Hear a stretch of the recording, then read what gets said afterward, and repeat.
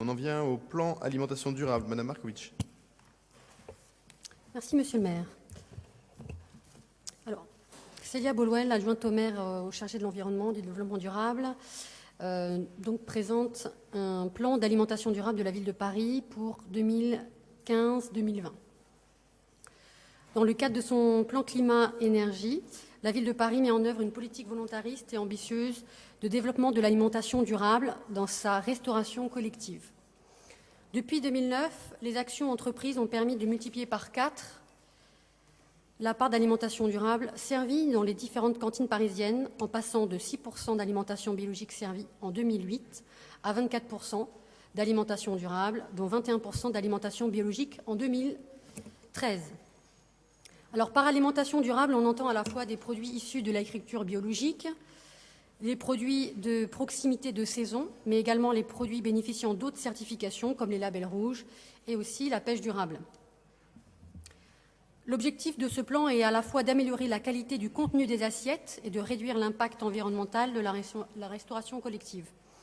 Il s'agit aujourd'hui de franchir une nouvelle étape dans cette politique en adoptant un plan d'alimentation durable, qui nous permettra d'atteindre le chiffre de 50% d'alimentation durable d'ici 2020.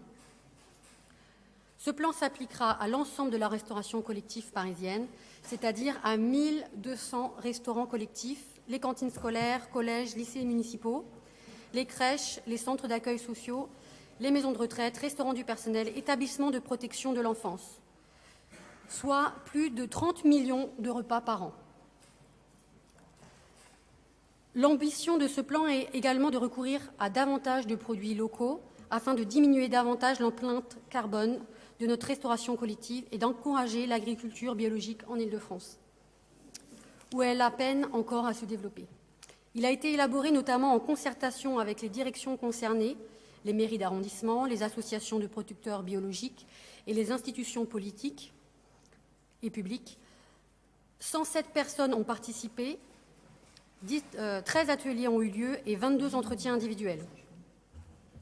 Ce travail collectif a abouti à un plan d'action décliné autour de 3 axes.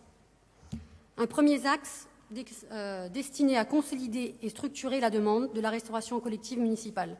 Un deuxième axe destiné à aider les filières durables de proximité à se structurer pour répondre aux besoins de la restauration collective. Et enfin, un troisième axe pour échanger, communiquer et former le personnel. Alors, quels sont les avantages de l'alimentation durable ? Eh bien, en fait, ils sont multiples.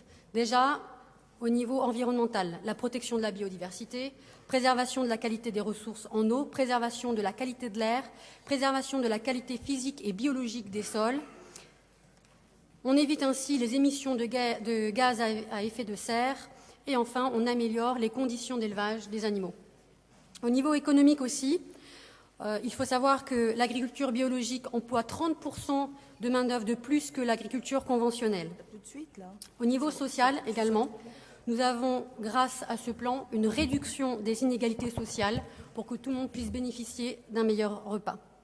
Et enfin, sanitaire, avec l'arrêt des engrais et des produits phytosanitaires chimiques de synthèse, la santé des agriculteurs et des consommateurs est préservée. Les critères de ce plan sont une part de produits bio, une part de produits locaux et de saison, une part de produits labellisés. Mais nous avons également rajouté 0% d'OGM, 100% d'œufs de poule élevés en plein air, 0 poisson d'espèces pêchées en eau profonde, 0% d'utilisation d'huile de palme. Et enfin, nous avons l'engagement de diminuer de 20% les produits carnés servis dans la restauration collective. Donc c'est un plan qui est extrêmement ambitieux. Il y a bien sûr quelques difficultés.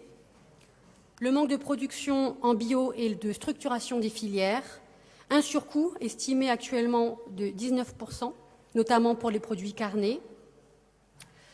Le Code des marchés publics qui, malheureusement, à l'heure actuelle, interdit des critères de provenance dans les cahiers des charges.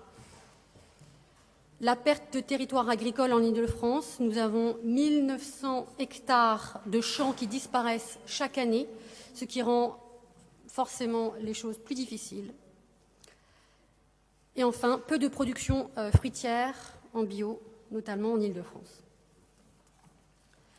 Face à cet état des lieux, et pour atteindre les nouveaux objectifs, il est nécessaire d'accélérer les structures des filières, mobiliser et sensibiliser les différents acteurs pour rendre attractif le débouché de la restauration collective, notamment pour les produits légumes et fruits, contribuer à l'organisation de l'offre pour répondre aux besoins de la restauration collective, notamment au niveau des légumes, afin de garantir qualité et régularité des approvisionnements.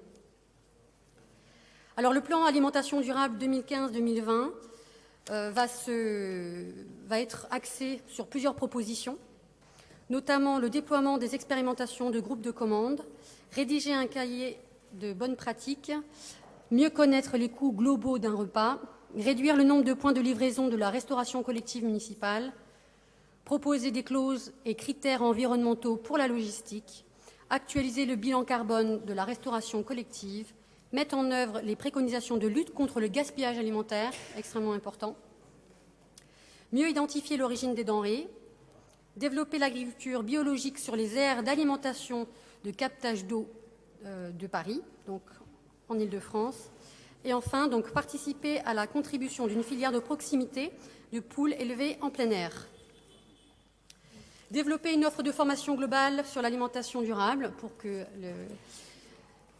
proposer des groupes de réflexion métiers, proposer une communication harmonisée sur l'alimentation durable.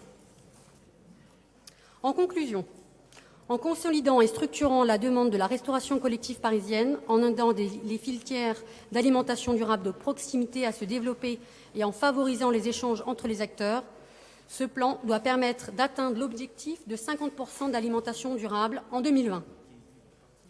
Plus de développement économique local, une alimentation plus respectueuse de l'environnement et de meilleure qualité pour nos enfants, plus de végétal, plus de bio, plus de saisonnalité, moins de souffrance animale dans les élevages. Pour toutes ces raisons, je vous propose d'approuver le plan alimentation durable de la Ville de Paris pour la période 2015-2020. Merci. Monsieur Bournazel. Oui, très rapidement, on aura ce débat en Conseil de Paris. On ne peut que partager l'idée d'aide à la promotion de l'alimentation durable. Je rappelle tout de même que l'ancien maire de Paris, M. Delannoy, avait fixé l'objectif de 30% d'alimentation durable en 2010. On est aujourd'hui à peu près à 25%. Donc on a fait une partie du chemin, mais l'objectif n'a pas été atteint. Et donc il faut aussi le dire et le rappeler. Je voulais simplement vous poser une question. On n'a pas de chiffres pour le KSVP et pour le restaurant du personnel. Est-ce que vous en avez ? Puisqu'on en a pour les écoles, et ce serait bien qu'on ait des éléments un peu plus précis sur ces deux domaines qui sont importants, que ça représente 17% de la ville de Paris. La parole est à Daniel Prémel.